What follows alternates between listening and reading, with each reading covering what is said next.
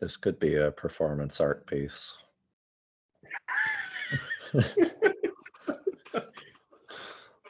Oh, and now the recording has started, so now we're going to look like real genius. Yeah, hopefully this can be edited. Alex or Havo, do you guys have his phone number? Were you texting him? I don't have his number. Havo? Yeah, I have his. Hey, Chris, can you hear me? Houston to Chris. I don't think he can hear us. Or he's amazing at trolling us. That's actually a real possibility. Here. Hello? Can you hear us?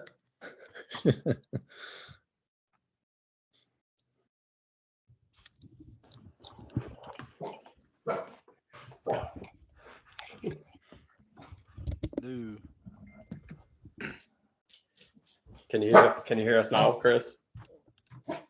I can hear you now. Yes. Can you hear me? Cool. Awesome. Yep. There we go. Hey, Chris. Hey, I've got my podcast microphone. So hopefully it sounds good. Yeah. That's why you sound so smooth. I feel like I should be like on a smooth jazz station. Welcome to KSNZ. K-Snooze. Coming up, 6 hours of Kenny G. Yeah. Forget Kenny's A through F because we've got Kenny G for the rest of the night. Here on K-Snooze. Loud sound effects optional.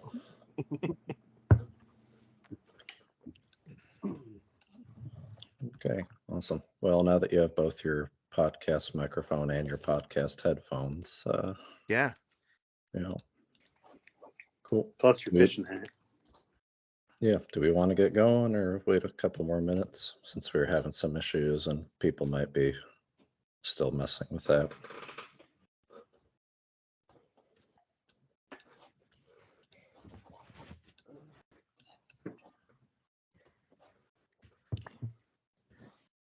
Look what I'm drinking, Havo. I'm jealous. Live Oak. I was just there. I know. I was sitting across the Again. table from you. Man, those beers are so smoke good. brews were fantastic. I mean, just Man, they had 7 of them that. on tap, and it was like, this one's good, this one's good, this one's good. Yeah. Yeah, I mean, those guys have got it dialed in. The only Anyway. one that wasn't there now was the Martin, but that was It's a to be bummer. expected. Yeah, that's probably the one that's gonna. Yeah. Get Man, drink those first. beers are spectacular. I'm so mad that we had Live Oak for like 3 months here in Houston, and it was just long enough for me to get really addicted to them, and then they yanked them out completely. Ouch. They're really damn good. Cool. Well, is it me introducing Chris today, or? Sure enough. Go ahead. All right.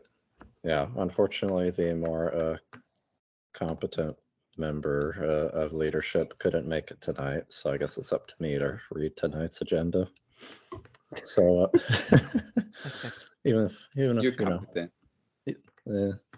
So yeah. So first off, the West Coast Pilsner results are out. Haven just sent out all, heck, I don't know, like 90, 100 yeast pouches, all on handwritten envelopes.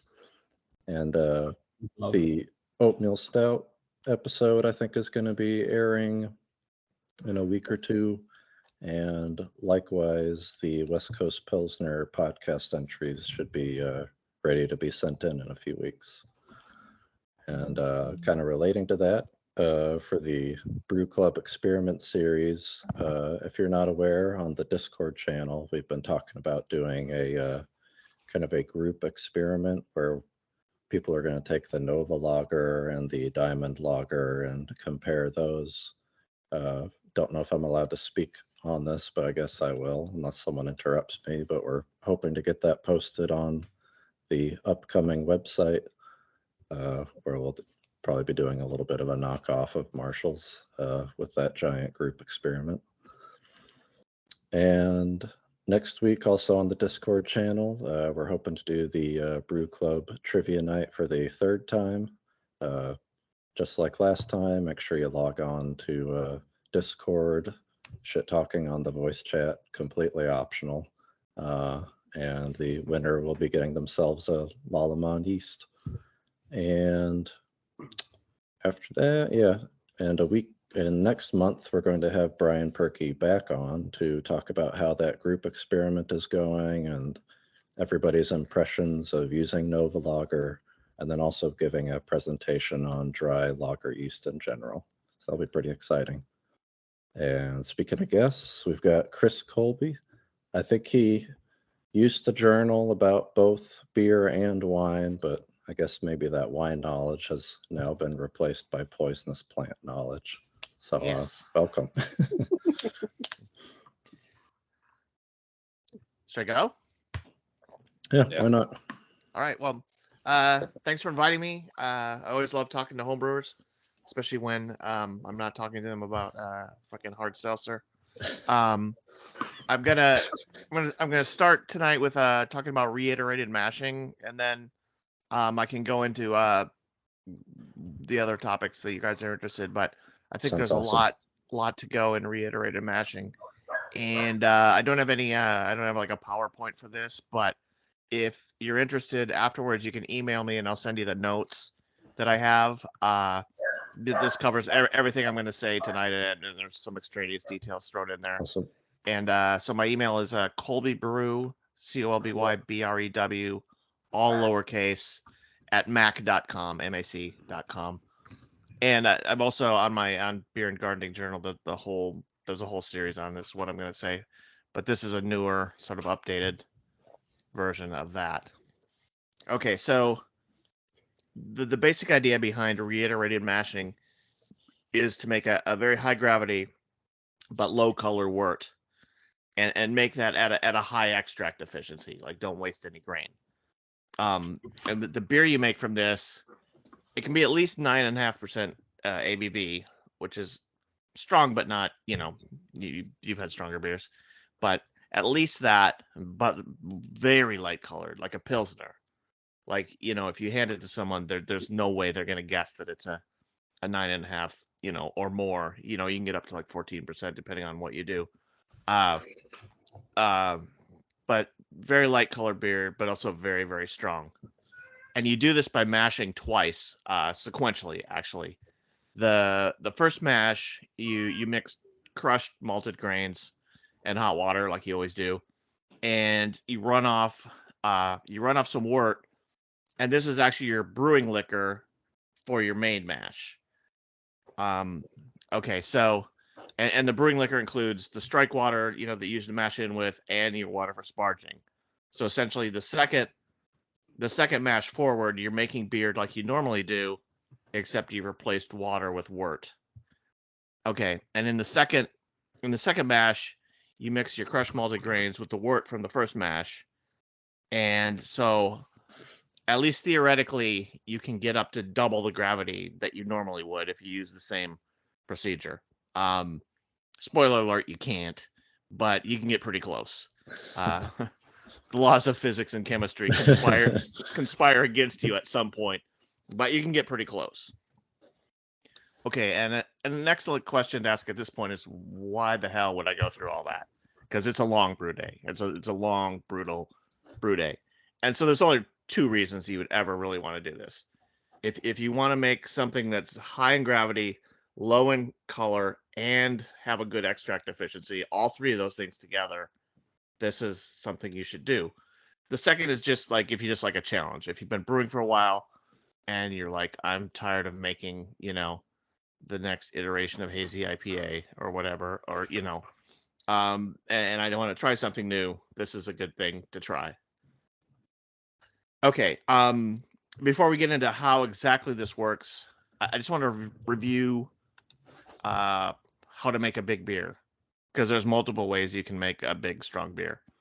The first, sort of, you might say the classic, is you mash some grains, you collect a bunch of wort, and then you boil that down. Okay, and that works well. People have done it for years. But the wort does, in an extended boil, the wort does start to pick up color, even if you use very light colored grains to start with, an extended boil, over 2 or 3 hours, you start to pick up some color. And that's not a problem if you don't care. But if you, for whatever weird reason, like light colored beers, then going that route is not what you want to do.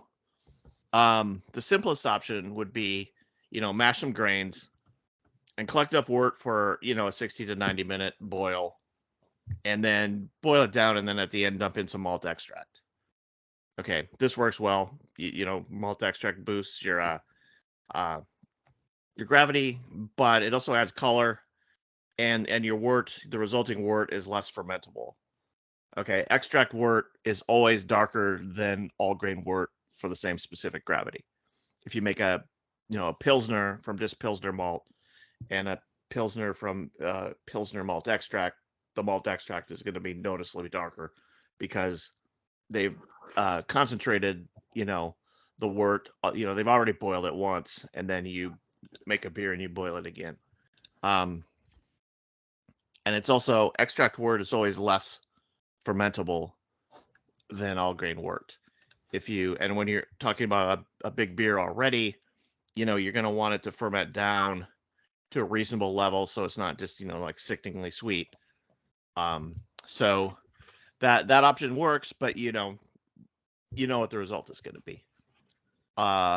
Okay, a third option hits sort of 2 of the 3 goals of reiterated mashing, and that's just take like a metric shit ton of grain, put it in your mash tun, and run off just the first wort. Don't sparge, only the first wort, and then boil that down. And there you can make a very, very high gravity beer, very low color. But the only thing you've done is you've done this at the expense of your extract efficiency. You've left a bunch of grain behind in the grain bed. And of course you can do some sort of party guile-esque thing where you refresh the mash with some new grains and make a second beer. But fundamentally you're at a low, with just that first beer, you're at a low extract efficiency. So in reiterated mashing, another way to think about this is you concentrate the wort in the mash tun and not the kettle. Instead of boiling the volume down, you mix wort and water together, or wort and mashed grains together, and have that become your wort. So, in order to succeed, you need to start obviously with light ingredients. You wouldn't want to add a pound of Crystal 60 to a recipe you're doing this way, because you're just defeating the entire purpose. And the second reason that it works is there's just less heat, less boil time. So and that results in less color pickup. So I just want to walk through what a typical if there is such a thing, but a typical reiterated mash brew day would be like. Okay, in the first mash, your goal is to generate your brewing liquor, both your strike water and your sparge water, for the second mash. And so that's your goal, but you also want to minimize the time you spend at this step. Okay, normally your strike water is, you just take your hose and fill your HLT and add the minerals or whatever. But here you've essentially got part of a brewing process to do your first, just to make your brewing liquor. So you want to minimize the time expended. And how you do this is you start with a high temperature single infusion mash. Although, high temperature mashes lead to less fermentable wort, you've got the whole second mash coming, so don't worry about that. High temperature single infusion mash. Use the iodine test. After about 5 minutes, test your wort and see has it converted yet. If you're using high diastatic malts like any North American malt, 5 minutes is all it takes for conversion. And so do the test every 5 minutes, and even if it looks like it's starting to do that, okay, that's fine. That's the end of your first mash. So you can mash out or not as an option. You can recirculate a little bit, but essentially you're wasting time. Because you're gonna you've got the whole second mash to deal with stuff like that. And then just sparge and collect your wort as quickly as possible.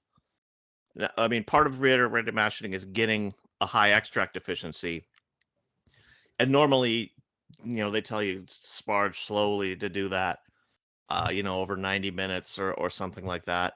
But here's the thing: if you're doing normal wort collection, where you're sparging and collecting wort from the bottom as you add sparge water to the top, speeding that up a little bit, it does lower your extract efficiency a bit, but not an insane amount. And it just sort of comes down to how much you've got an already long brew day. How much time are you willing to spend out eke out a couple extra gravity points?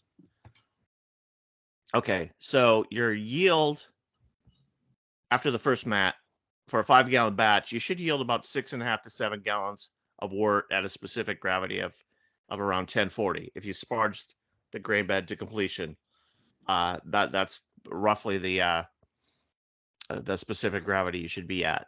And you should, depending on whether you mashed out or not, you should either be at if you mash out, you don't want to go all the way to 170. You want to go to about 160 if you do at most, just because you're using that wort in the next step as your strike water, and you don't want it to be too hot. So it's either at around 160 or around 150, sort of in the ballpark of that, which is a normal a single infusion mash temperature. And so you get the 6.5 to 7 gallons is going to be enough brewing liquor that it's your batch size, plus the amount of liquid that's absorbed by the grains, plus the amount you can expect to boil away in a 60 to 90 minute boil. So, ending up with 5 gallons of wort. Okay, so now you've got your brewing liquor prepared. Time for the second mash. Okay, one thing you need to clean out your mash tun in between that, but don't worry about scrubbing it with any sort of cleaner and getting it all spotlessly clean. You used it literally a couple minutes ago. Just hose it out, dump out all the major stuff, and get going. Okay, so your goal in the second mash is you want to maximize your extract efficiency and get a very high gravity wort out of the deal. And the chemistry and the physics working against you is that you've got the crushed grains and you're trying to extract starch from them, and then that's going to get chewed up by the enzymes. But given that you're mashing with wort and not water, the wort you have in your mash tun is at a high concentration, so it slows the extraction rate of the carbohydrates from your grains. And the solution to this is just time. You just have to do a longer mash. So for your second mash in a reiterated brew day, mash it a little bit more thinly. You'll use more strike water, but a little less sparge water. Mash it thinly, just enough that you can stir really nicely. You want to start with a relatively low mash temp. If you did sparge or did mash out to about 160, that'll take you to about 150, or let it drop to about 148, and that's a good single infusion mash temperature. But if you didn't, and your wort is at 150, that means you'll mash in at about 140, and that's actually great. That's at the peak of beta amylase activity, and you're going to want to dry out the wort as much as you can, and so it's good to start there. Let it go for about an hour at 140, and then start heating it at a rate of about 2 degrees Fahrenheit per every 5 minutes, something like that. It's slow. It's a reasonably slow ramp. Stir it until it gets to 152. Okay, and then let it mash for another hour. Okay, so now here's the thing about reiterated mashing. Now you're starting the real part of the brew day.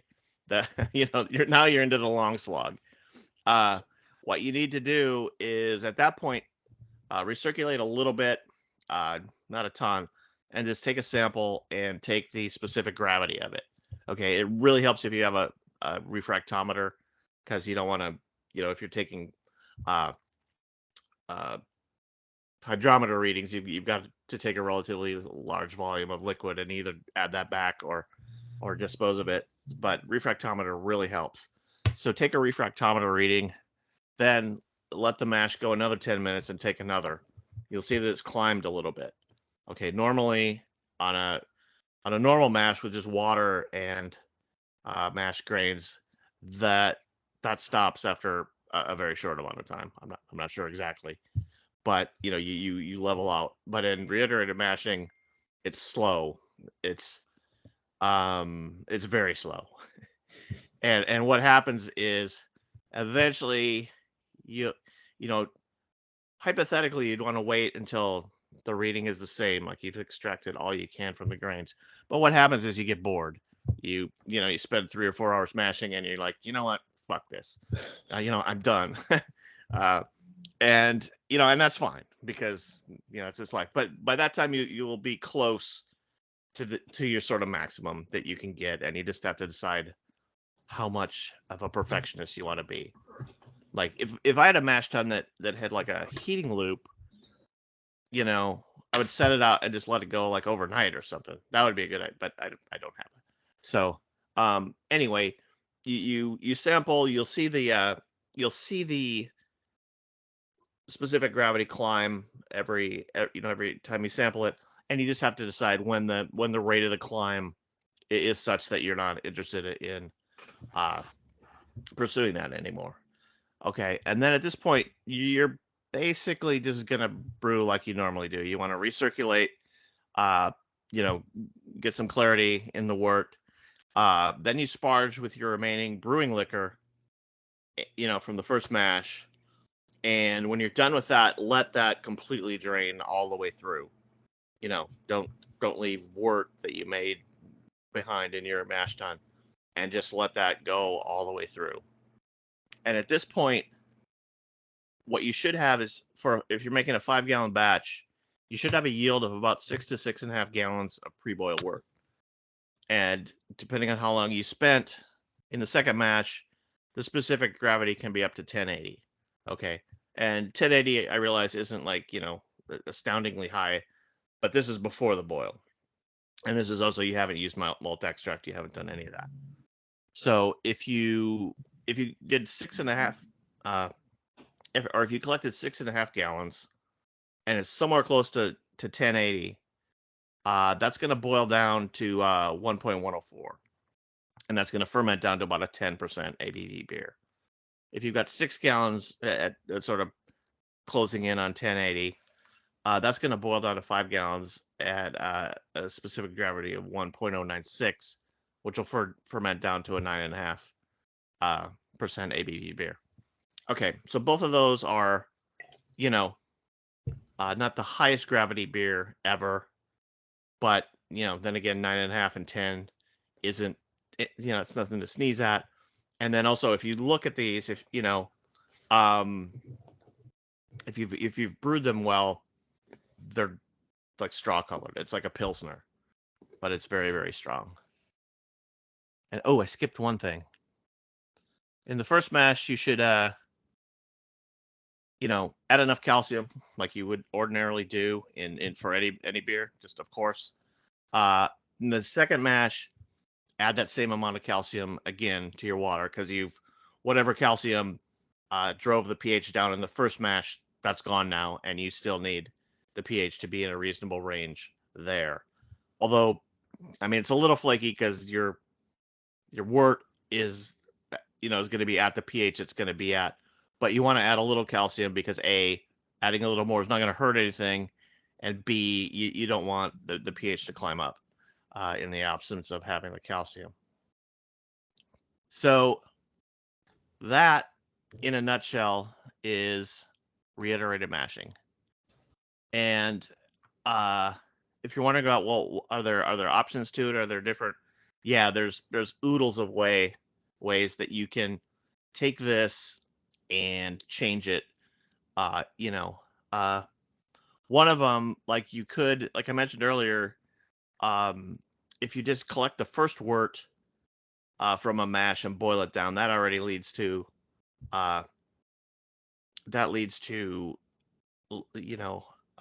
high gravity, low color at the expense of extract efficiency. But you can double that up.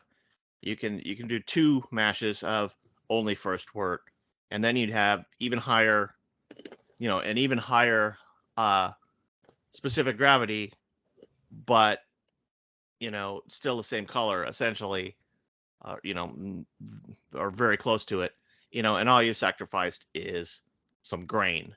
And at a homebrew scale, if you're just being adventurous or whatever, yeah, you've undersparged a grain bed or two, so it's not going to be a big deal. Another option you can do is at the end of your second mash, you can sparge a little more with water. When you're done, the wort at the second mash is going to come off at a fairly high. It's going to be around 1080, and so everything stuck in the mash tun after you sparge with the wort is going to be pretty high gravity, and you can sparge at least a little, get some of that out, and you boost your extract efficiency at the expense of diluting the wort just a bit. Another option you can do is a shorter boil. I mean, if you're trying to absolutely minimize your color, you can say, I'm not going to get the highest gravity ever, but I can do a 30-minute boil. Throw in some high gravity hops, and it'll be fine. And I'll pick up the least amount of color that's reasonable. You can also take a page from Belgian brewing, especially the brewers who make triples, and add a little sugar. Okay, just sucrose. Okay, because that's not going to add any color to your wort, and just throw that in the last 5 minutes of the boil, and you boost the gravity without boosting the color or whatever. And then you have some options that aren't as good. One, of course, is adding malt extract at the end, which that does add gravity, but you're also adding color, which you've worked not to add. And probably the worst option of all would be to then go ahead and do a longer boil, because that's just, unless you're like a masochist, why are you extending your mash and your boil? To me that makes no sense. But I mean, you could do it. It's an option. Okay, so if you ever try reiterated mashing, one thing I should do is set your expectations. And that's the first time you try it, your brew session is going to be an absolute fiasco. Like, think about the first time you tried just an ordinary single infusion mash. If you're anything like me, it was like a comedy of errors, because you're going through it the first time, and there's all these things to keep track of. And so it's just like exponentially worse with reiterated mashing. So if you do try it, don't get overly hung up on hitting every temperature, hitting every volume, all that. Just sort of use some sense. You know that's going to be a long brew day, and know that you can, if you're low on volume, you can just add some water. That's working against the high gravity part, but who cares? And if you're high on gravity, you can just boil a little longer, and that's, of course, that's working against your goals. But again, so what?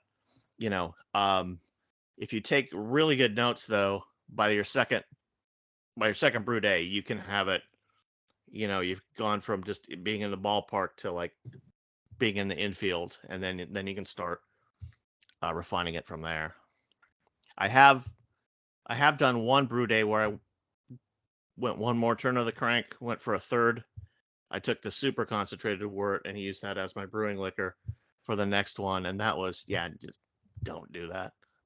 What I would say, it's like, I mean, I did get higher gravity wort, and it was nice and low in color, but that was a long day, and it was not optimal. There was a lot easier ways to do that, or well, there wasn't, but it wasn't really worth it, I would think. Okay, so again, if you want to email me about the about reiterated mashing, colbybrew@mac.com. And also there's a write-up on Beer and Gardening Journal. One or both of those things should give you any more information. And I don't know, does anyone have any questions? Yeah. Are you able to see the meeting chat in case people do? I think Otherwise, so. I could just read them off. It must be around here on the bottom. For me, it's in the bottom middle near the hang up, conveniently. Show conversation, is that it? Yeah. Okay, now I can see it, yeah. Okay, let's see. I think you just had one question about reiterated mash at the bottom, though. How much grain is being used in each mash? In the first mash, you want to generate 6 to 6.5 gallons of is that right? Yeah, no, more like 6.5 to whatever amount you want it. So you add that much grain so that when you fully sparge it, you end up with that volume. For me, it's and this probably varies a little bit for everybody, but for me, if I fully sparge a grain bed, I collect about 0.65 gallons per every pound of grain I have. So if I have 10 pounds of grain, I get 6.5 gallons of wort at 1040, and I've sparged everything out of it before getting all the silicates and the tannins and all that. So that's how much you use in the first, and then in the second, it's pretty much the same amount, but it's just you're using wort to mash with instead of water.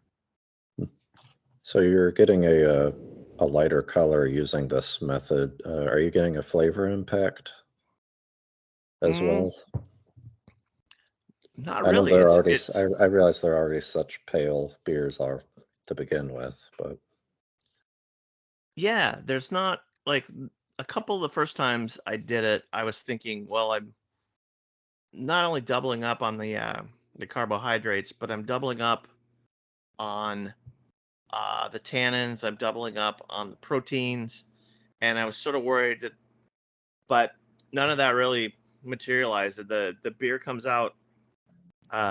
Really, it's at like every high gravity beer, the quality of your fermentation is going to determine that the end result, and of course the quality of your ingredients and stuff too.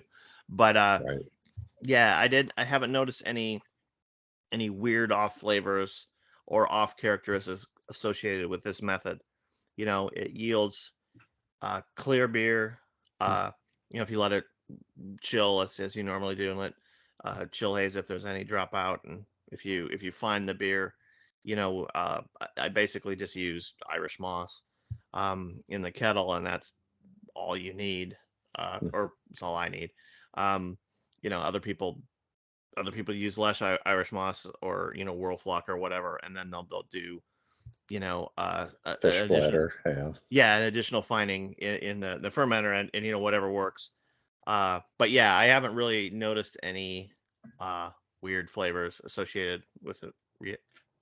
Reiterated mashing. Yeah. Looks like you got a question from Will.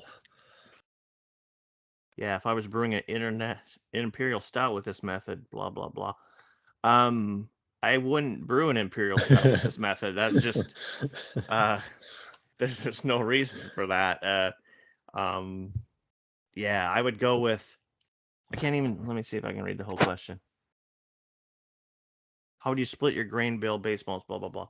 Well, if I was doing it, I would probably add all the colored, the dark roasted malts and the crystal malts and stuff in the second mash.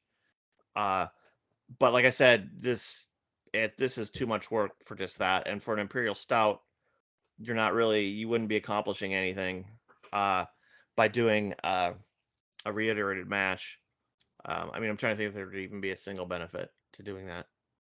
Well, you could turn a brown ale into a light brown ale. Yeah, something like that. Yeah, I would just choose a different method for this. This is like for brewing like a big, either like a Pilsner or a golden ale or something like that.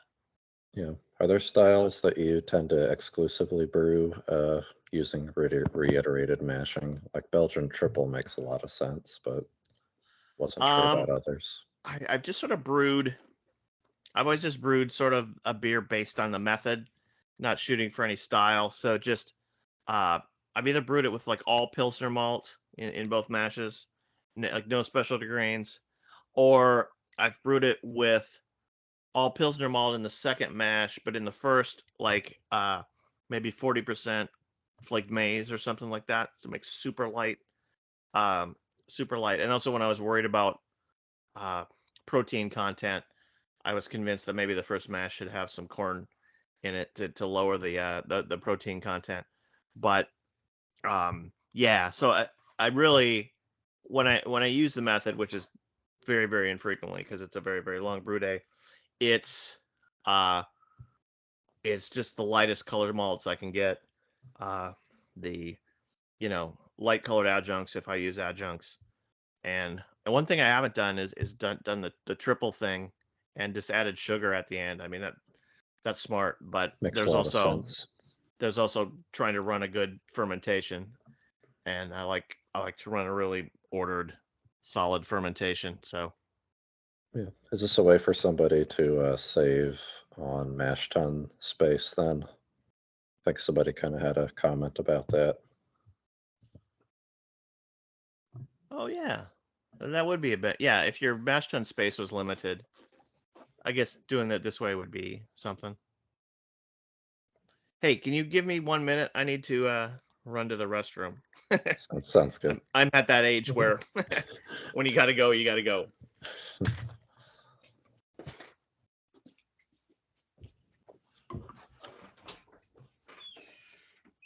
Cheapers, 25% beer, Frank. Yeah. 5%. That's crazy. Me and a friend were like, how much alcohol can we make? Let's try this. And we even had to add honey because he wasn't kidding when he said it ruins your efficiency. I think Oh yeah. at the time I was getting like 80%, 79ish, but when I did this I got like 50, 60%. It was Oh wow. so we added like a pound of honey. I mean, it was a lot of honey. Yeah. And What type of and he beer was also it? wasn't kidding. It finished at like 6 points, 9 points. I mean, Really? yeah, it was a harsh beer. Yeah. That's how long did that take? Like a whole month? 3 weeks, yeah. Oh wow. That's not bad at all. Jersey and Tim reviewed it, and they basically just like, oh, that's a lot of alcohol.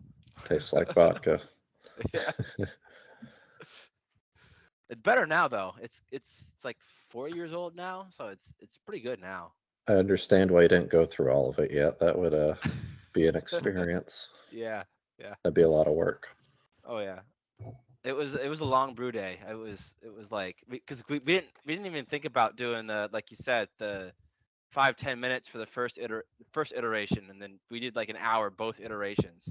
So it was a long fucking day. Yeah, that was the first time I tried it. I did that. It's like, Well, I'll mash for an well, hour, that and then makes I'll mash for sense. another hour. Well, that makes sense because the whole purpose of the longer mash is to get smaller chain sugars. So the first Yeah. mash, just get the sugars into the wort. Next mash, you break it down. Yeah. Right. Okay, that makes a lot of sense. Yeah. Cool. What you got there now, Chris? Oh, just live oak. Nice. Yeah. Jealous. Yeah, I haven't brewed in a while. I'm gonna make a German Hefeweizen soon. Like I'm not sure how soon, but soon, and that'll be the first beer I brewed in like a substantial amount of time. So I'm excited for that. Yeah. I'm gonna take half of the wort and just have it make it just a plain old German Hefeweizen. But then I'm gonna divert about half of it and add raspberries. Like way back in the day, like raspberry wheat beers were a thing, and I liked them, So yeah, you don't see fruit beers as much, weirdly enough. No, unless they're the exploding sour kinds. Right, Yeah, but not a lot of like raspberry wheat type things. Yeah, I Or mean, the- and they or the used to be more popular. Exploding fruit lactose hazies. Yeah. Yeah. Yeah, I guess I like raspberry hazes. wheats used I'm to be the drinking one thing right now, ruining the but beer industry. I'm not a fruit beer person. The Yeah, plus point about a hazy beer exploding is you don't have to drink the rest of the crap. I'm just there's like, well, I've got to admit there's one or two hazy IPAs I like, but for the most part, I'm just like, oh, are you kidding me? No. Yeah, it's not a terribly easy style to get right.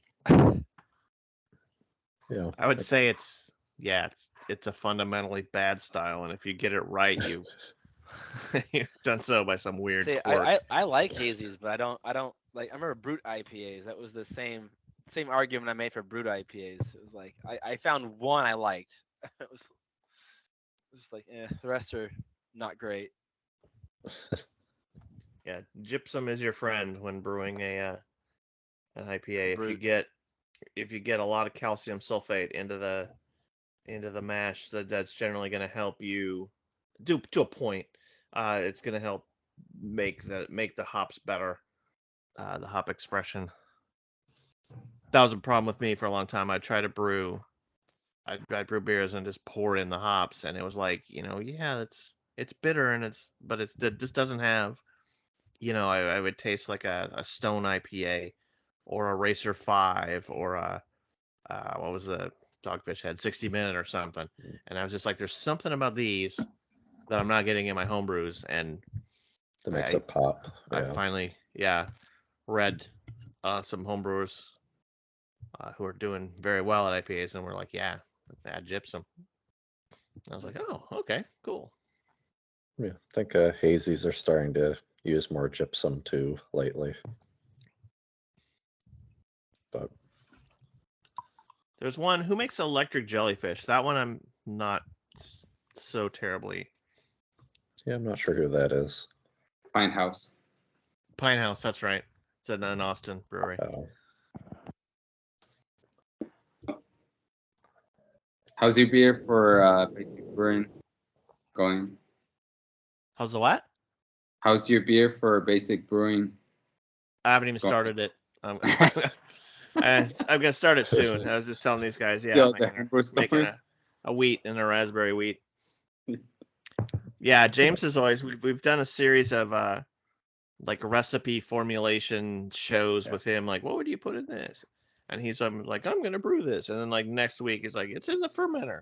Like, how has yours progressed? And I'm like, planning. At the homebrew store. We're definitely approaching this, slowly, Very getting all my ducks in a diligently. row. Yeah. Yeah. Yeah, I've heard those interviews. I'm sure he's just like, oh, Jesus Christ, get it in gear, dude. So, Chris, are you planning on growing anything in the garden that you would be using in beers? Not this year, unfortunately. In the past I grew hops, and then we had a huge what do you call it? The Dry drought. season and Yeah. drought, in 2011, and that killed them off. I grew barley in my garden one year. I took the whole garden and made barley, but unfortunately I didn't. When I got to that point, I had no plan to thresh it, and so threshing it was just this comedy of errors, and I eventually just got to the point where I got like this tiny amount of barley out of it, and I sort of malted that. Well, not sort of. I malted it, and it was like one handful of malt in a otherwise batch full of. So yeah, I'd like to brew, or I'd like to grow barley again, but first find some method of threshing that I could do that would work because just sort of I was just trying to like take the stalks and just basically beat them against the side of a bucket, thinking that the grain would all fall in and the chaff would stay behind, but that was going nowhere quickly. Yeah, what kind of variety did you have to use to grow barley in Texas? I grew robust barley. It was it's a 6-row kind. Okay. And another year I grew like a little bit more for decoration. What was it? I grew some sort of 2-row variety. Yeah. The thing about growing barley in your own, like I know a lot of homebrewers have like this dislike of 6-row barley because it's Mhm. typically goes in American Pilsners and it's malted to go in American Pilsners. Right. And you've probably read like, oh, the kernels are smaller or whatever. But if you grow it in your garden, you can grow. You can get kernels every bit as plump as a 2-row. You just have to space them more. The two, just density and then fertilization and and stuff like that. And then of course you can malt it to be a Vienna malt if you wanted. It just never gets malted like that way in the United States, and it's higher protein, so you've got some in the malting. You have some opportunities there to develop more Maillard products and stuff like that. And I mean, I didn't. I just made a pale malt with mine, but I was thinking about. That'd be interesting. Yeah, yeah. And also, just I mean, if someone was thinking about growing barley in there, I would find a variety that grows well where you are.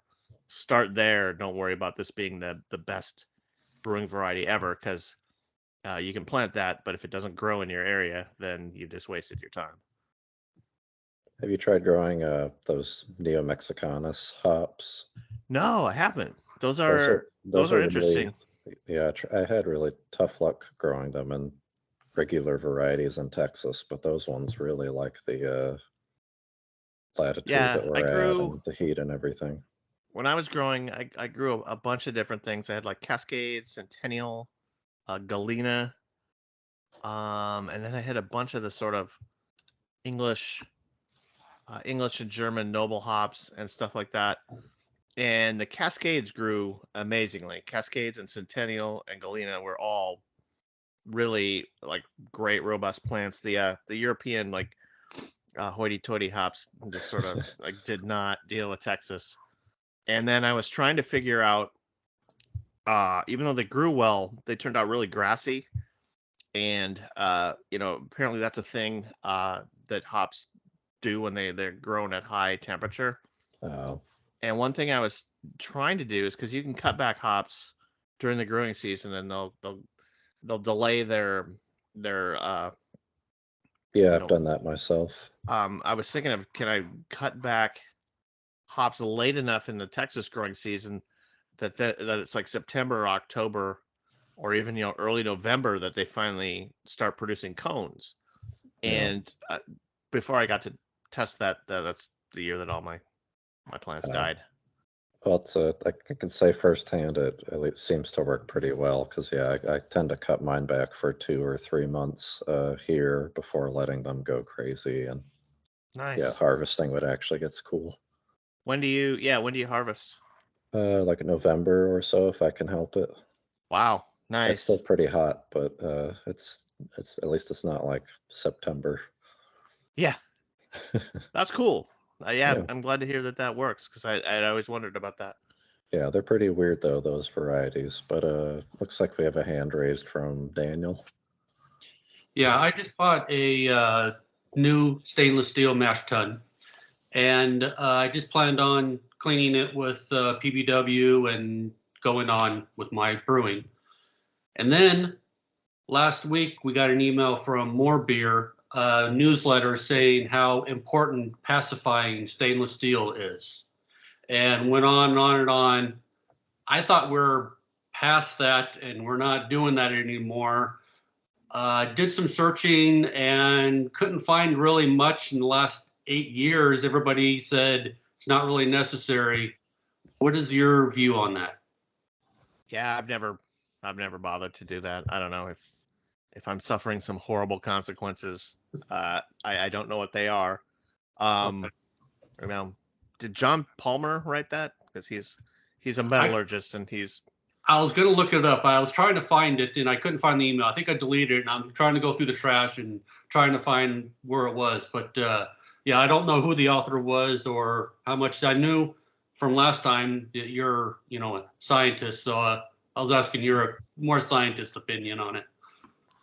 Yeah, my scientific opinion is I know absolutely dick about metallurgy. Yeah, Okay. not my field. Yeah, if I have a question about that, I'll call like John Palmer, or Colin Kaminsky, or somebody. And Were you a chemist though? I was a chemist, mostly biology. My PhD is in okay. biology. My undergraduate degrees I've got chemistry and biology. Oh, A little okay. different. I worked as a chemist for a while, but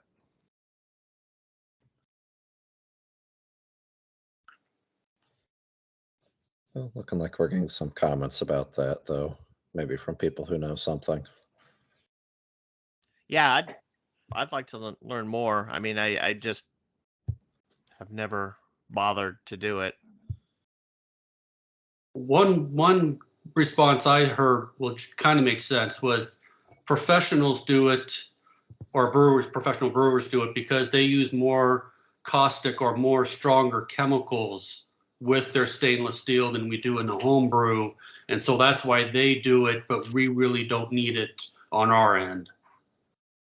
That could be, yeah. I mean, because professional brewers they'll have their CIP operations, clean in place, and they'll, their cleaning is essentially just they have pumps pumping cleaning fluid into the vessel, and there's like a spray ball. Well, at least one way of doing it is there's a spray ball in the middle of the vessel, and it just sprays all the sides, and they recirculate that through. And yeah, homebrewers don't have that intensity of, we're not pumping that much caustic liquids through our.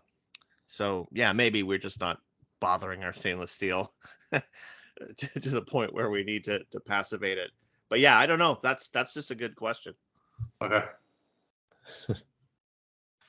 Yeah, I've always just used Barkeeper's Friend like before I've done anything with any kind of stainless, just to kind of give it like a once over, just to make sure things are clean, and then PBW after that, and then kind of consider that quote unquote passivated, and never any issues from there. More or less for my own sanity more than anything else.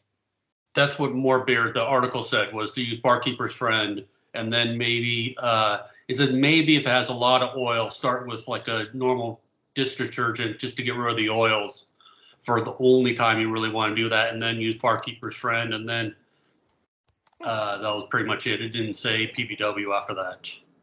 Yeah, it's more like I would for peace of definitely mind than add- anything. Yeah. Definitely first wash, do a degreaser. I mean, out of the machine shop, you're gonna have a lot of oils, cutting oils, a lot of cleaning oils, a lot of everything. So you just clean it with some degreaser first, and then think about. Just have your first passivating. brew wash all that crap out. Yeah. Yeah, your That beer probably is works like, this tastes like 60% machine of it. oil. Yeah, Right. it's part of the process. Yeah, you But, don't one need. thing You I say don't, about Barkeeper's Friend is something I heard around a lot, and then I realized it's like $3 at Home Depot, so it's more than you're probably going to use in your lifetime. And they actually Yeah, make it it's cheap pre-mixed now. and it's good. I You mean, get it pre-mixed, which is awesome. yeah. yeah. Yeah, I was actually there. They had the liquid and they had the powder, and I didn't know what to get, and they were cheap enough. I just grabbed one of each, and they both. It's the way to go. Same story here. Yeah. Does Home Depot literally call it Barkeeper's Friend? Yeah. Yep. Or they call something Yeah, else? it's the brand name. That's the brand name. Yeah.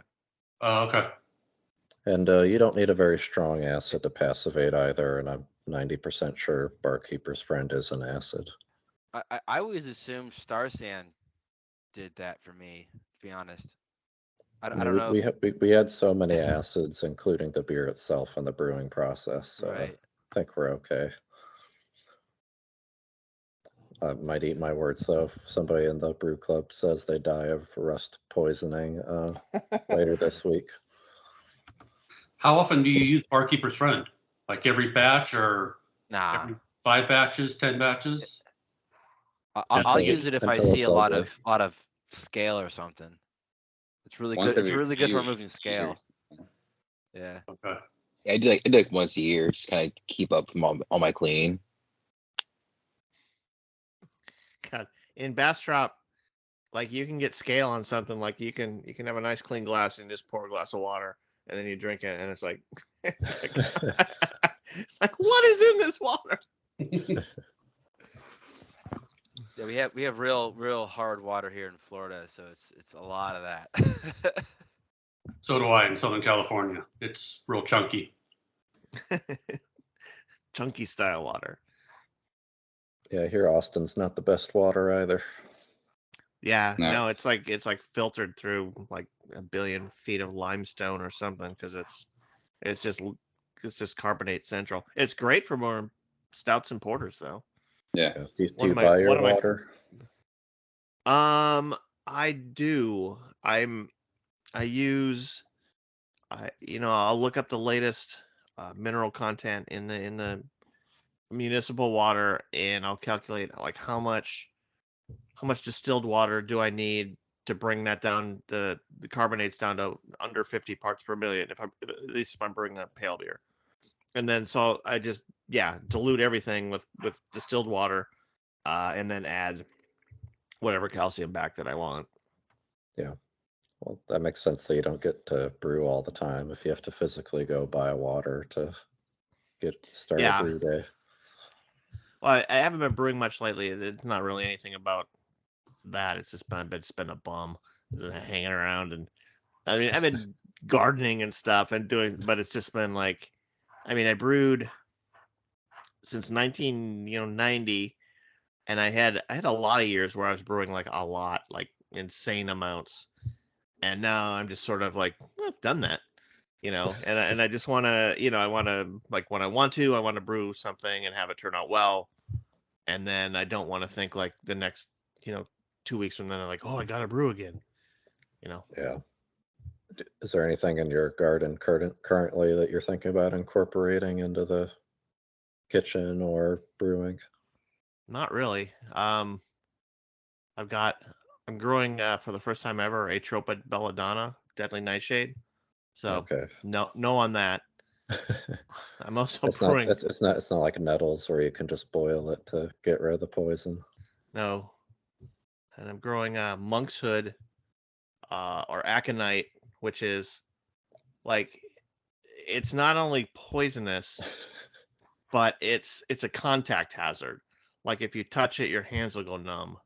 And I'm like, wow, I'm excited for this. I'm not gonna touch it, but Well, I'm yeah, gonna make sure all the yeah. goddamn animals can't get to it, and including little kids. But there's no little kids in the neighborhood, so Yeah, just the name of it sounds like something a wizard would use to curse his enemies. So yeah, it actually shows up in there's a Canadian horror movie called Ginger Snaps, which is a really good movie, and it shows up in there. It's an anti lycanthropy drug or whatever. And maybe an anti-everything, but yeah,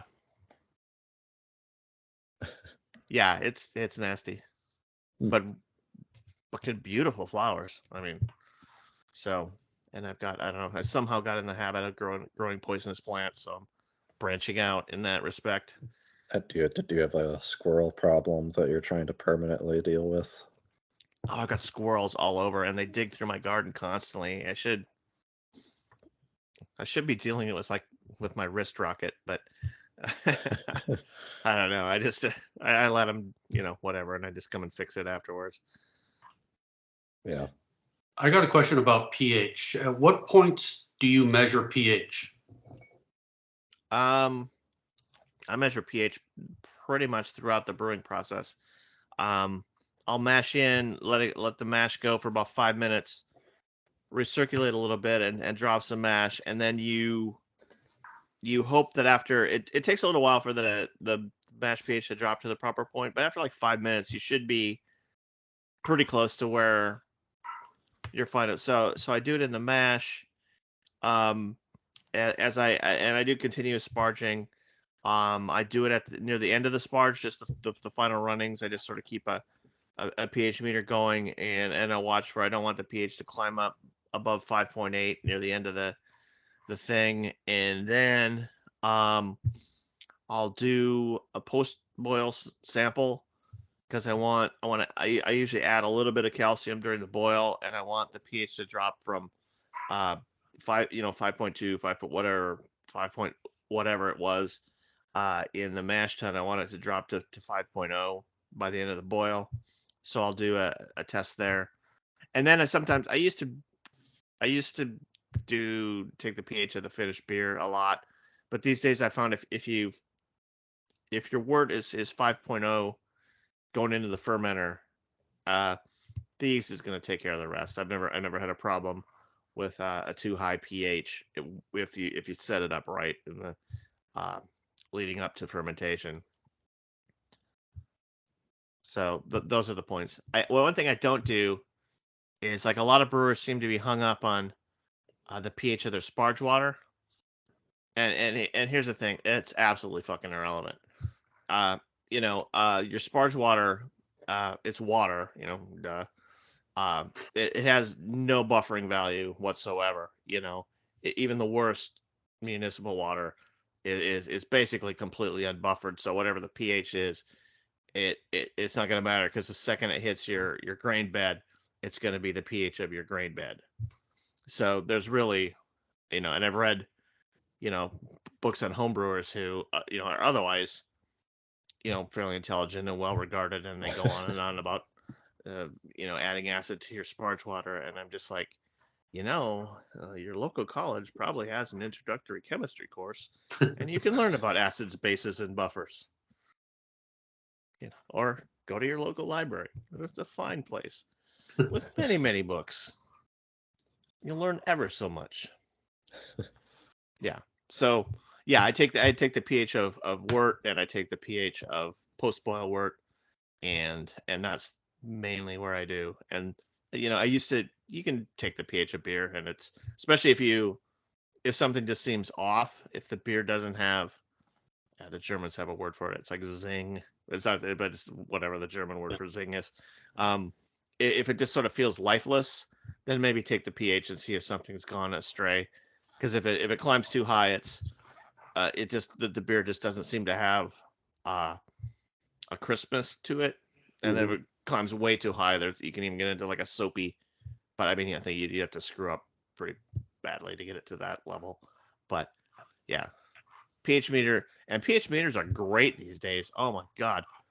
When I was in chemistry class, we had these pH meters, and we'd have to go through all this rigmarole of, they'd have to the thing would have to sit in the right buffer, and then you'd have to clean it extensively every time, and then you'd have to, you'd have to calibrate it, go through this huge calibration thing that would work for about 2 minutes, and then you'd have to calibrate it again.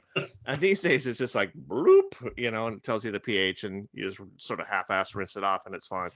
Yeah, and they're cheap too. pH meters are cheaper than, I don't know, dirt these days. They're a great brewing tool. Yeah, that's good to know. I've been kind of staying away from them just because remembering how awful they were. I don't know, even 15 years ago. Yeah, me too.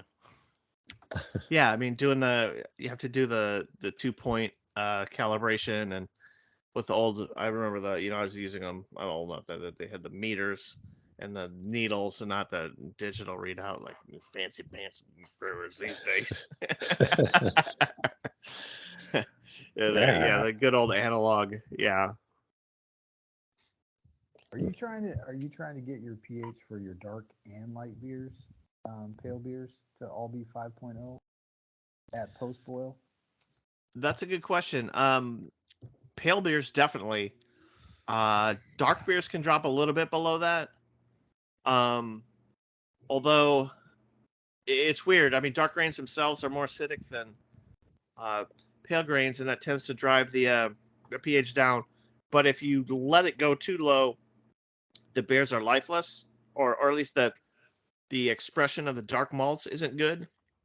So I mean, I try to keep the pH intact, or in check in the mash, by keeping enough, when I brew a dark beer, enough carbonates in the mash to keep it to 5.2 in the mash, or 5.2 to 5.6, and then 5.0 at the end of the boil, and then from there, whatever happens in the fermentation, I'm usually happy with. Have you ever adjusted? I mean, I think. Go ahead. Sorry. No, go ahead. What was the question? Oh, do you ever adjust your pH late in the process, or?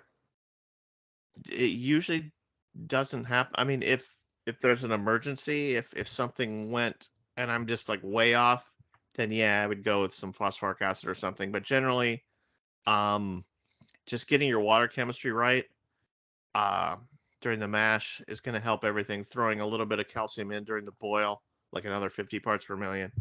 You know, I can't even think of a time when that didn't, Right. you know, give me the results that I Something wanted. else would be going wrong. Yeah. Yeah. I did have once where I went, there's a homebrew store that's no longer here in Austin, and I bought, I forget what, some chemical for treating the, you know, your mash liquor or whatever. And I brewed a batch of beer with it, and it was terrible. And I was like, what the hell is this?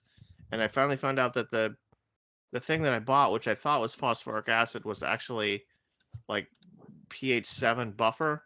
They had just mislabeled it, you know, because they bought it in bulk and then broke it down into smaller things.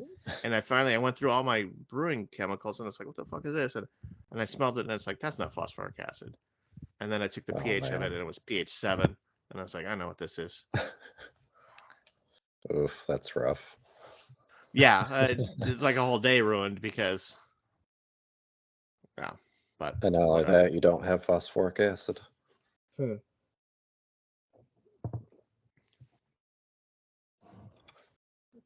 I related. I had a buddy off Amazon. He bought like a gallon of like 90% phosphoric acid.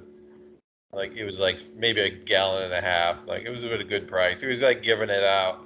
So one of the guys in the brew club, took his 10% phosphoric bottle over there and got it refilled, and then a brewer day later he added it as if it was 10%. I think he was hoping that, well, maybe it'd be a good experiment. He could bring it to it. I think it just didn't even ferment. It was, his gravity was just terrible, and it didn't ferment, and it was so don't add like several milliliters of 90% phosphoric acid to it. Big takeaway. That's funny.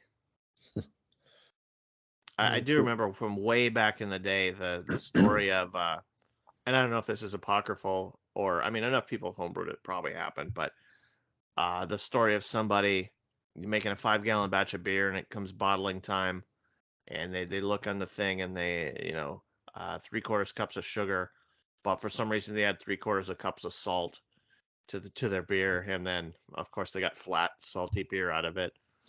And anyway, a good story. I don't know if it's true or not, but a good story. It's funny. Well, how long are we keeping you here? Just noticed it was a little after 8, so I don't know if you had anything planned. God, no, I'm boring. I Well, used we're to all here too. in graduate school. Like, I remember in graduate school, like 10 or 11 at night was still a perfectly good time for someone to call me up and say, "Hey, you want to go out?" Yeah, And nowadays it's like 9 o'clock rolls around, and I'm like, "Oh, I'm going to bed. Tired."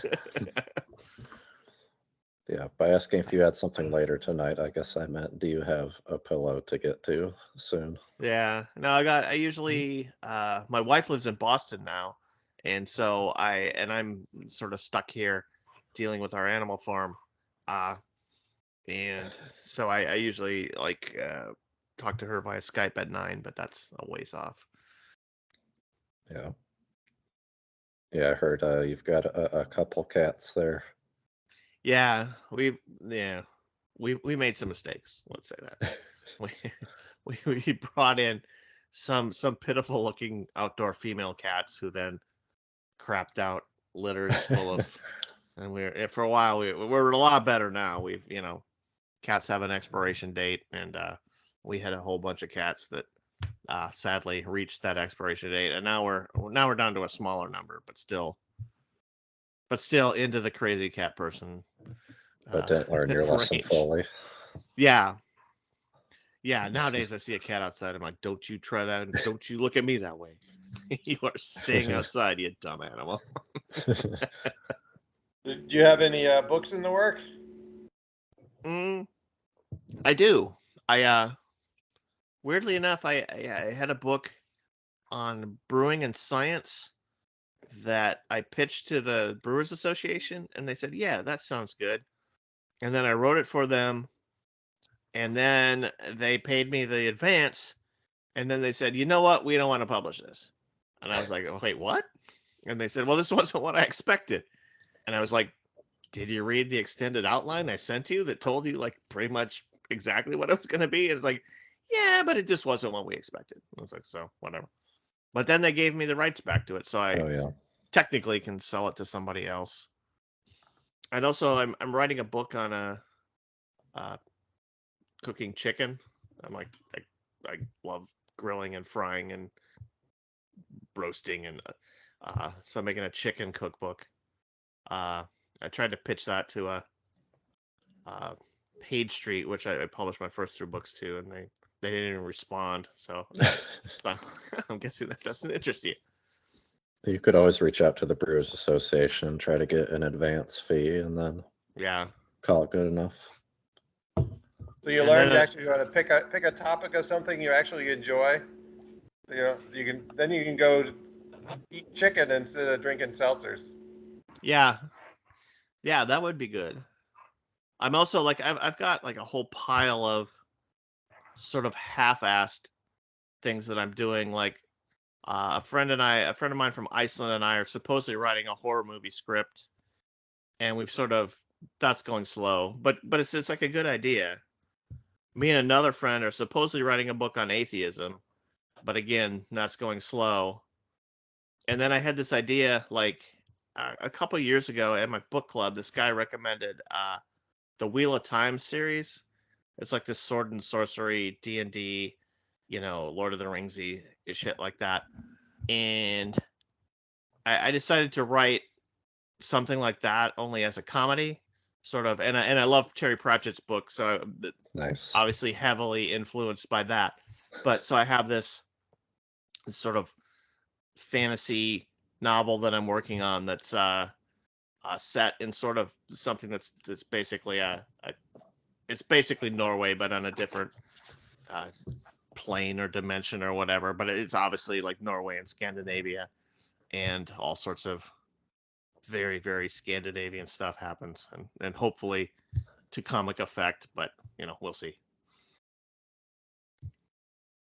Nice. Are you going to be kind of acknowledging that it's a ripoff of Norway, kind of Terry Pratchett style? Oh yeah, I mean, I couldn't if the book turns out like it's heading, I couldn't with a straight face ever say, oh, Terry Pratchett, never heard of him, never read all of his books twice. Yeah, there's no way. It's obviously a taking from that vein of humor, sort of. And just like I was a Lord of the Rings nut as a kid. I read all the books a couple times, and when I read the Wheel of Time series or whatever, pretty good. And I don't know, there was a series when I was younger. Well, and it still exists. It was like the White Gold Wielder. I don't know if you ever. It was some guy who lived in our world, and he had like diabetes or some shit like that. But then when he went to the other Is he world, the he had guy all that these is he the one that was superpowers. hit by a car and Yeah, I don't know. It yeah. was crazy, and it was just had a friend that was illustrating a reboot of one of those old fantasy series where it was like a guy that was kind of pathetic in real life and gets hit by a car, and I guess that sends him to the fantasy realm. It's a little bit odd. yeah, those are all sort of the life of Walter Mitty rehashes. Somebody, Harry Potter, someone in our world who isn't that good, but then yeah. My book's not like that. My book is entirely just set in fake Norway. But there's what I hope is a funny part of it is that all the Norse gods are alive and kicking around there, and they're you can meet them if you happen to run into them at the right time, and that sort of stuff. And the idea is one of the ideas is there's like one of the things that's always struck me is like the Bible or the Quran or whatever the Jewish thing is or whatever any of those things is like they're supposedly written by God, but there's nothing in them that has any scientific value. There's no like, here's the secret of the atom. you know, you don't find any of that stuff. It's just all what ignorant shepherders 6,000 years ago knew, you know, or 2,000 years ago. So whatever. One of the ideas in the novel is that Odin has written this book, and it's in code. There's just wave after wave of new scientific and cultural knowledge, and people gradually work their way through it. Yeah, and they keep asking Odin to like help them, like translate it, and he's like, you know, it's meant for you to translate. You do it. Right. And, learn how to use a ruler first. Yeah, exactly. That's a pretty good idea. Yeah, it's not bad. It's just like, because one of the things I said, like, that if you're whatever your beliefs are, I'm not trying to offend you, but I'm just trying to say, like, in the Bible, you know, God is described as like all seeing, all knowing, and he never does a single smart thing throughout the entire Bible. There's not one thing that you go like, wow, that was really smart. That guy's clever. It's like, no, he just seems like a gigantic, you know, oversized 2,000-year-old sheep herder. You know, that some of the shepherd would go, that guy's awesome. You know, that guy probably with a red, like, Make Israel Great Again hat. We still recording. Yeah.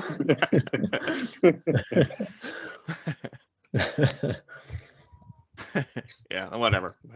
Yeah. Yeah, and here's something that's hard to believe. Like right before Christmas, I thought, because I tend to say things that are on my mind even when I shouldn't. I thought I had burned my bridges with 2 different places that I write for, because I had things transpired and I said some things, and then I wrote them back, you know, just like business as usual. What's up next? Blah blah blah, and I didn't hear from them, and I was like, ah, shit, you know, like. What, there are consequences to my action? That's bullshit. Can't relate. And, but then it turns out they wrote me back, and there was no, they knew me, you know. Thankfully, if you're like that 24/7, people tend to be more forgiving. Yeah, they're just like, yeah, that's just him doing his shtick. It's not about you when he made that offhand comment. Don't worry. Yeah. Yeah. Well, it's funny. One of my best friends is a Christian missionary, and oh my God, he and I have the best conversations, because he's the same way as I am. Just like, I'm gonna say what I'm gonna say, and you know, I'm not gonna accommodate you and your beliefs or whatever. So and then we both, like, you know, we're just like, yeah, that's him. That's him. Of course he would say that. Yeah, I don't think you have to worry about offending people if you know where both of you stand on things. I remember at one time when I was working for a brewing magazine that shall remain unnamed, but anyway, we had something, and you know, this was at not the start of when things were getting overly sensitive, but you know, people were sensitive about stuff, and there was one thing that we had that could have been interpreted as being anti-Muslim, and they're like, are we going to offend our Muslim readers? And I was like, this is a brewing magazine. How many Muslim readers do you think we have? Exactly. You know, how are they? Someone is going to have to tell them about this for them to be offended, you know? And it was a stretch to even think that they would be. It wasn't, you know, like anything.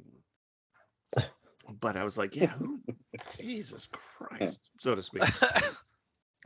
It's so to speak. Right. See you, Will. It will.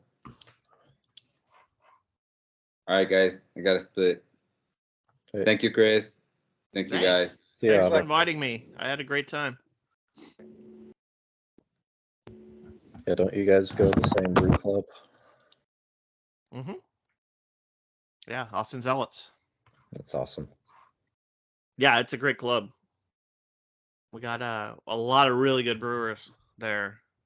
We have there's one guy, Mark Shoppy, who they had to change the rules of the National Homebrew Contest because of him. So he's good. We got another guy, Corey Martin, who won the one of those years, the Sam Adams contest. Yeah, So yeah. he won that one year, and I think his brother won it another year, or he won some. But Jeez. What rules did they have to change? It used to be you just submitted however many beers you wanted, and he had a job such that he was able to. He mostly worked from home, and he was able to just brew however many beers that he wanted, and he was also in the practice of he would brew he'd brew a Scottish 80, and then he would dilute some of it into a Scottish 70 and some of it into 60. And he had all these combinations of beers that were just diluted versions of the others, and he would just submit this pile of beers, and he won Homebrew of the Year. Well, at least once, maybe the second year was the time that they said, you know what, no, yeah. Oh, So what did they have to limit it to? Like 10 or so? I forget. There's a limit now of how many beers you can submit, and the scoring, like your best beers have to score. You can't be the entire competition. You can't just score mediocre on 1,000 beers and win Brewer of the Year. You've got to have some good. And I mean, he did have some high scoring beers, but he also just blanketed the competition with his entries. Yeah, well, there is something to be said for Brewer of the Year going for someone who makes a batch basically every 5 days all year. Yeah, even if it's mediocre. I've never. Well, I've been outside his house at a barbecue, but I've never been inside of his house. But apparently, his house is just cases of beer stacked everywhere, everywhere. Going back to whatever. Right. Just to be ready for the next competition, you mean? Yeah. Sheesh.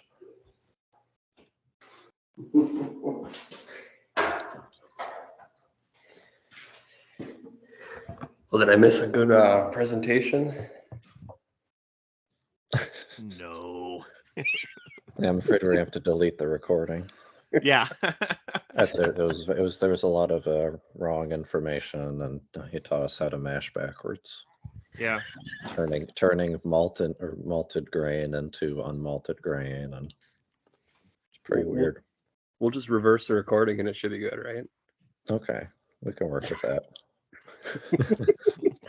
Then we can start with a discussion on God and then lead into beer. Yeah, that's funny. Oh, shit, looks like we lost pretty much everyone, huh? Oh yeah, but yeah, I suppose you don't see too many of those kind of parody fantasy novels that much anymore since Pratchett left the scene. Yeah, there's my wife found it actually. There's I forget, it's on like Prime or Netflix. I can't remember where. I think Prime. There's a cartoon D&D show that relies heavily on sort of adult humor. Critical Role, I think. Yeah. There we go. Yeah. Is it actually worth checking out? It's pretty good. It's like if you've ever, I don't know, as a high school kid, I was into D&D. I was going to say I play D&D like 3 times a week, so. Nice. That wasn't obvious. But I would like to get back into doing it just because I'm, mostly bored out of my skull a lot recently. That's the problem is I tell people I do D&D a bunch, and then I have a bunch of people say, gosh, I wish I could do it. And I'm like, well, I'll run a group for you too. And then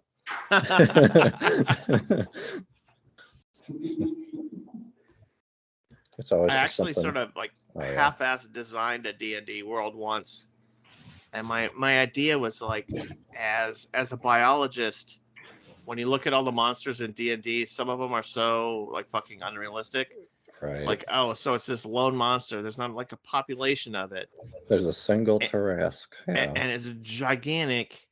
And like, what is it eating all this time? You gotta have an ecology and stuff like that. So I made a sort of, I already sketched out the basics of a world where there were, you know, enough of the standard D&D monsters, but it made, you know, they lived in To remain populations populated. Yeah, and it made some sense, you know. that sounds Like really entertaining. what's a cube doing living in the bottom of a, you know, cave that gets visited once every 8,000 years, you know? Yeah, I think its metabolism's not going to deal with that.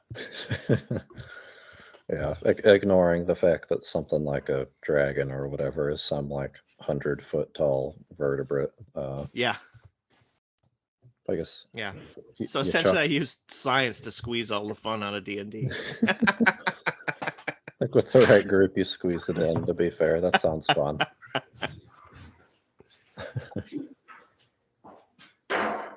Yeah, I've had friends kind of joke about that too, being like, you know, it feels like D&D worlds never really think about the fact that there are literally wizards that can wish things into existence. Like, how does that not Yeah. affect the economy? And Exactly. like they're still ruled by kings, and same exact as our Middle Ages, but somehow you can just alter reality and go about your day. And I always like, I don't know, like I'm a huge Star Wars fan, but there's that one scene, and I forget what it was, one of the first three where they land in an asteroid, and then it's all, and then it turns out, yeah, it's this giant worm that comes out, and I'm like, what is a giant worm eating inside a fucking asteroid field? You know, how did it get to be that big? Like, are that many spaceships stopping by this asteroid field and landing in its mouth? It's a recurring problem, I guess. Like help me, yeah, seriously. Like, yeah, it's a shuttle from Star Trek, and then somebody from Star Wars, and then somebody from a Firefly, and like this recurring. That's the real reason the Empire didn't follow them into the asteroid. Is they're like, oh shit, this thing. Yeah, It's eating 100 people this month. We're not following. We're not falling for that again. These dumbasses don't live here. Oh, that's funny. Okay, well, I should get going. Yeah, I was gonna say, I think it's just basically two of us. Well, yeah, it was fun. I enjoyed it. I hope people got something out of it. Yeah, thanks for doing that. I know Teams was being kind of messy, but looks like you got sorted out. It worked fine for me. I just logged right in, and I was like, bloop, there you go. Awesome. Well, maybe catch you next time. Okay. Talk to See you you later. guys. Yep. Bye-bye. Bye.